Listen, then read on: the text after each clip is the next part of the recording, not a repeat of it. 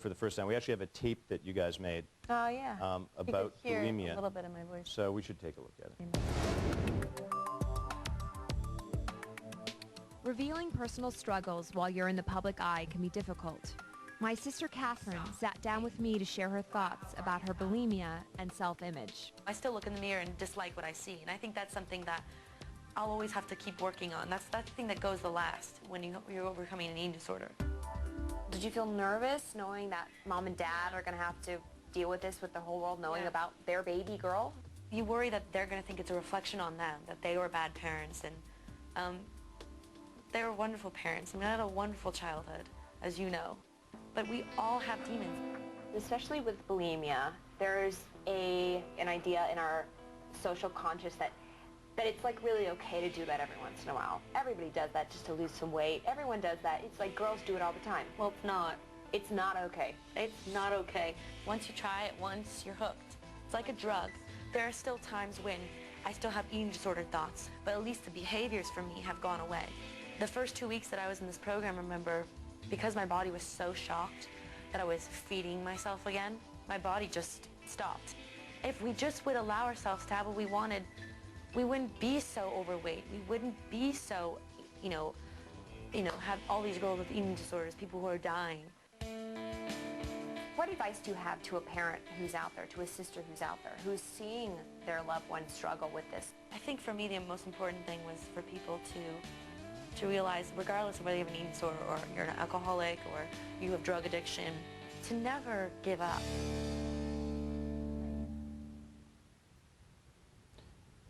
You have a few tears in your eyes.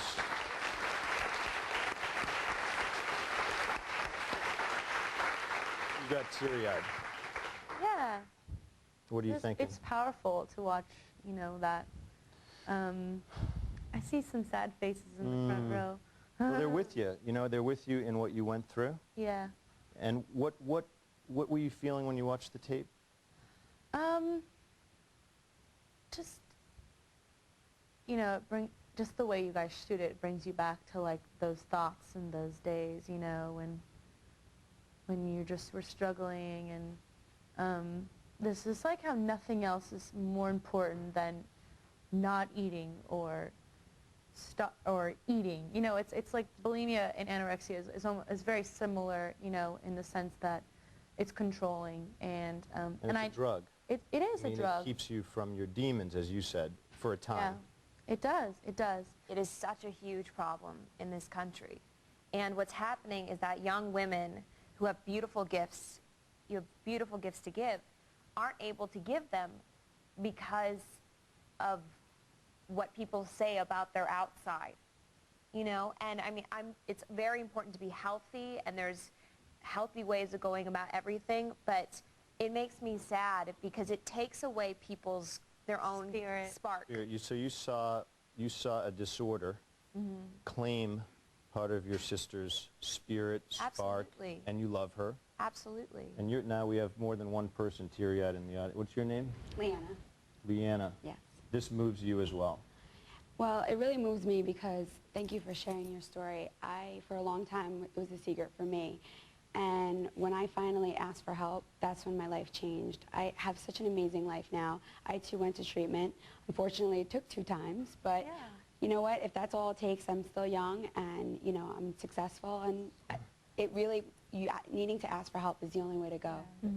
And you suffered with bulimia, did you, or anorexia? Anorexia. I have to tell you, by the way, that we're like a family here in a certain way, because it's my core belief that when people do what you've done, which is to share your pain and the truth about your life, you change lives. Right. People never connect because they read the first 3 lines of their resumes to each other. Right. Okay? This is what I'm doing. They connect because somebody with courage, in the middle of the biggest moment, and I just want to take a second here, in the middle of the biggest moment of your life, with people saying, we want to give you a record contract, we want you to be in films, you say, first let me be human and see if I can help some people. And I think that's amazing. So you're our idol here. Just amazing. Honestly. We'll be right back. You went into treatment for this problem. So tell me what that process was like and what it did for you.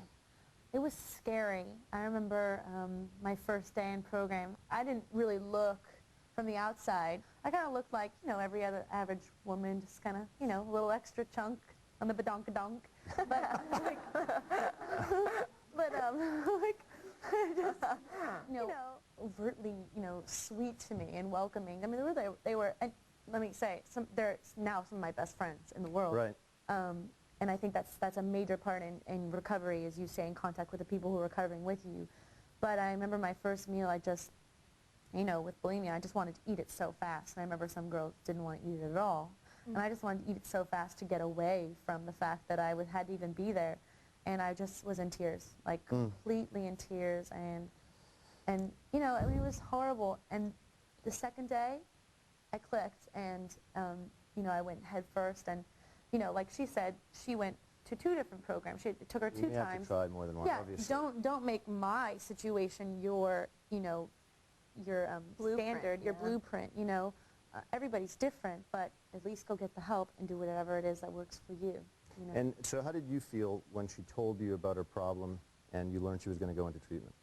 I was actually a bit, I wanted her to go into treatment, but I was even going through the, well, does she really have to do it like for the 6 days a week? And oh my God, I mean, is there any other way? And because it was so... This was 5 years after the fact that I already explained to them. And I thought, and because I always thought, okay, well, okay, it's up, it's down, it's up, it's down. And I mean, I think that's something I addressed in that first interview on tape, was that everybody does it once in a while. You know what I mean? Everyone starves themselves or whatever, it's women especially, and this doesn't just affect women. Exactly. It doesn't, it affects men as well. But, after I went to a couple, there's the family night, at the place, and I felt so connected with Katharine, for a first time in a long time.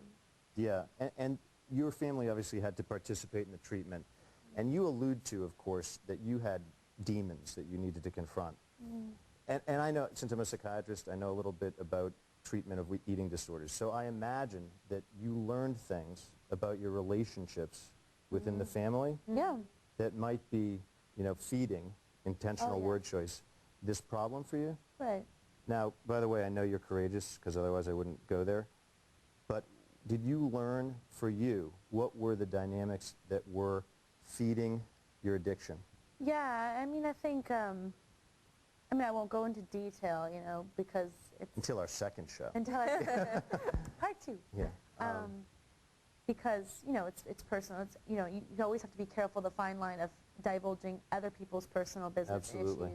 But, I think definitely there were, growing up, I was always really fearful of my father, and, he was like the mean, scary producer, because my dad's a TV producer, or he's more in like industrial stuff now, but, there was a sense of fear, and now look at him, he's like the sweetest thing ever. He's just like, but it took years and years and years to overcome that, and like, and a lot of the stuff growing up as a kid, really having a difficult time in school, what do you call it? Self-critical, low self-esteem. Low self-esteem was huge for me, because I was always the pretty little girl who was stupid, and that was really difficult on me. I remember every morning driving to school, my dad would take us to school, and nobody knew, but I was terrified just to be at school. I couldn't wait till recess. I was terrified the teacher was going to call on me to read out loud, I mean, because you had a reading problem. Yeah, I had a reading problem. I had to go to, through eye therapy for over a year before about the 7th grade was finally when we realized it was an actual physical problem. It wasn't like a mental thing, and there's just all these kinds of things that happen to kids that parents don't know about and that really affect their self-esteem. So then this little girl grows up that, thinking that being beautiful is the only thing that's important, Obviously I'm going to go have an eating disorder, because as soon as I started putting on weight, what was the most important thing? To look perfect. Right, and it's distracting, of course. I mean, if you can focus on your eating, you don't have to focus on what it felt like to be scared, what it felt like to be made fun of. It's a distraction, as every addiction is, I mean, there's pain underneath, I find, everything. Right.